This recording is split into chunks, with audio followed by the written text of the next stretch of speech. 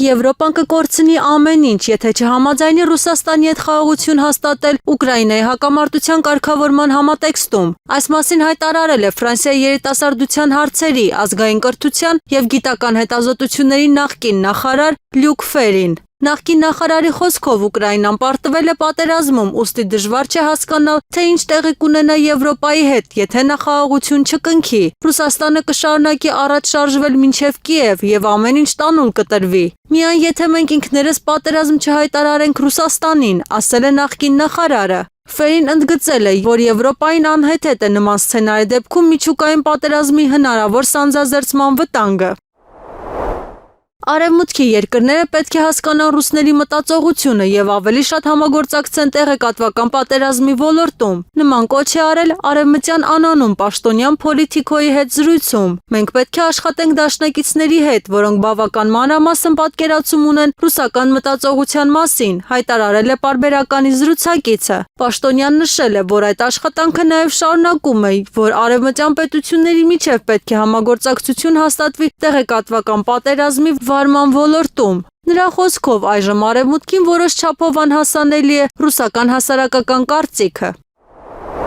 Գերմանիայի զինված ուժերը զբաղվում են պլանի մշակմամբ, որը ներառում է ՆԱՏՕ-ի 800,000 մարտիկների տեղափոխումը դեպի ճակատային գիծ արևելքում։ Ընդ որում Գերմանիայի տարածքով այն չի անցնի, պնդում է Wall Street Journal-ը, վկայակոչելով պլանի նյութերը, որոնց լրագրողները հասանելիություն են ստացել։ Պլանը, որը ինչպես նշված է հոդվածում, մշակվում է Ռուսաստանի հետ պատերազմի դեպքում, այն կրում է Open DEU անվանումը։ Տասնյակ բարձրաստիճան գերմանացի սպաներ մոտ 2.5 տարի առաջ հավաքվել էին Բերլինի ռազմական համալիրում Ռուսաստանի հետ պատերազմի գաղտնի պլան մշակելու համար։ Այժմ նրանք շտապում են այն իրագործել, պնդում են նյութի հեղինակները։ Ծրագիրը մանրամասն նկարագրում է, թե ինչպես մինչև 800,000 գերմանացի, ամերիկացի և ՆԱՏՕ-ի այլ զինծառայողներ կտեղափոխվեն արևելք, ռազմաճակատի գիծ, նշել են լրագրողները։